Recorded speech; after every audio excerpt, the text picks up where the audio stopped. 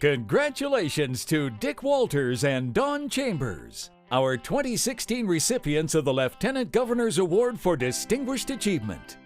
I grew up in the construction business. My father was a general contractor. He was never an engineer. He always wanted to be an engineer. I think he steered me that way. I graduated in 1964, went back and started my master's degree that fall, and started full-time engineering in 1966.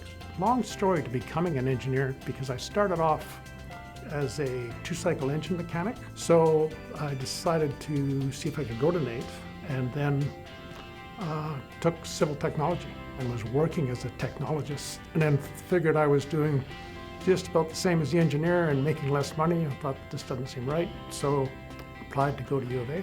After that, I actually came out of there with an Athlone Fellowship, did my master's and a DIC at Imperial College in London, and then really been practicing since then. Well, Don and I go back a long, long way. I first met Don, I think, probably when he came back from doing his master's in England. He was working for Conforce, a precaster in town, and he was doing the engineering for the precast on the Student Activities Building at NAIT, and I was the design engineer. And then, as it turned out, a couple of years later, in 1972, Don was looking for a job, and we were looking for an engineer at Brooker Engineering, and I actually hired him. Brooker days were good. We did lots of good and big projects, like the first LRT through the city, convention centers, law courts. We were cranking out lots of big work, big government-based work, and across the board, industrial and everything under the sun. I know with LRT that finally some of the broadness of the engineering education I received came into play, because all of a sudden, not just doing structural engineering, but doing geometric planning for the roadways and understanding the requirements of the other disciplines became pretty important. The LRT project was extremely exciting. The city was concerned about the length of time Jasper Avenue would be out of service. So we built the central station from the top down with the tangent pile system, and we had Jasper Avenue reopened in 14 weeks. In the early 1980s, the economy was on its way down. There wasn't an awful lot of work. A number of major projects were being completed, and we were finding it was very difficult at Brooker Engineering to maintain the staff that we had.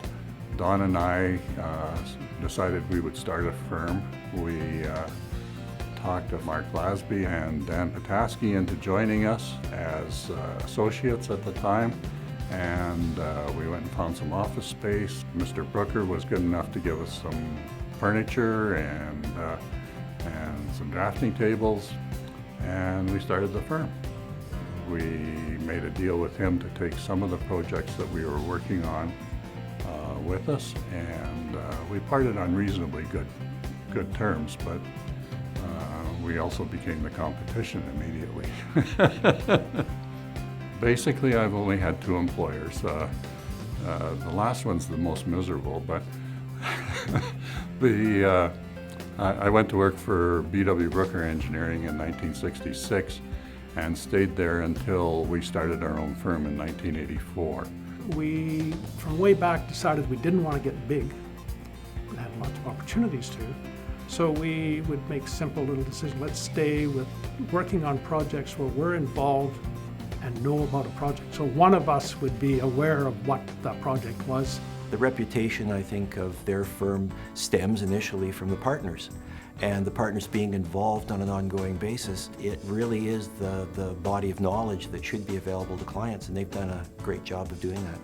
I attribute a lot to my partner, Don, who was always better at the business development aspects than I was, and I like to think that maybe I was more concentrated on the technical aspects than he was, although we were complementary in our own ways to each other. Their integrity was beyond reproach, And I think their dependability and the comfort level to work within a team with us and understand what really needed to be done under the time constraints for the public and the clients was really important. He did a consulting job for a person that wanted to build a house on a bank overlooking the river. And the architect didn't have necessarily the same professional standards as Dick did. And in the end, the architect and the client wanted to move the house closer to the bank, and Dick withdrew from the job. And I thought that was just the height of professionalism. In this part of the world, there's a lot of construction, so there's a lot of engineers and a lot of good ones to choose from. But I would say very often, or most often, Don's name was the one that came up first, particularly a job that maybe had some complexity to it. One of the things I really enjoyed about Don, he was never part of a problem. He was always part of a solution, and that's what you want as a general contractor when you're trying to put together a cost-efficient design-build approach. I recognize their abilities as structural consultants, having been working with them for so many years. But they have been involved at the University of Alberta, other post-secondary institutions, and they've worked well with the other consultants that we had selected on the team. He's such a master at so many things.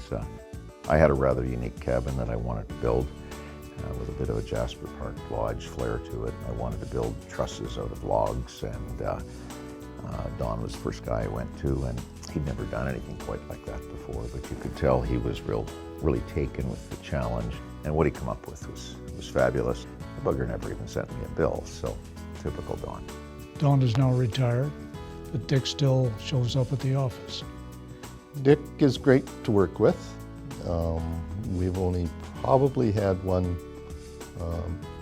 disagreement, and that was when he was working on our house, and the pilings he designed would have held a 5-story castle according to my builder. But Dick and the architect and myself sat down and we found an alternative way. And I will say I do not have any cracks in the new house. So it worked. Don and Dick spent years volunteering for the engineering industry. Dick was involved with the PEGA on several committees, and consulting engineers were always there in the background. We were members, but decided if we're going to do it, we should probably get involved. So Dick was with the PEGA, so I decided to get involved with CEA. Guess I did get involved, ended up being the president. There's quite a bit you could say about Dick. His good nature, his professionalism, his commitment to providing the best service that he possibly can to whatever he does, his support of the community. He got a volunteer award from a children's mental health organization, and that was due to his volunteering in their new construction project. Dick was there to make sure that it was structurally sound and that there was no money spent that wasn't necessary to the purpose of the building. Don is a master potter and wood craftsman. Since 2007, he has handcrafted the LG Award, an intricate kaleidoscope that doubles as an engineer level. When I got the phone call about the award from Ken, it would be the typical phone call where we're discussing how many awards do you need, because I make the award. So this was a bit of a surprise when he said, we need 2 and put your name on one of them. Can't say as I did a better job on the one with my name on it or Dick's, but anyways, that was an interesting sidelight to this whole award. Dick and Don, on behalf of the Consulting Engineers of Alberta, thank you for your noteworthy contributions.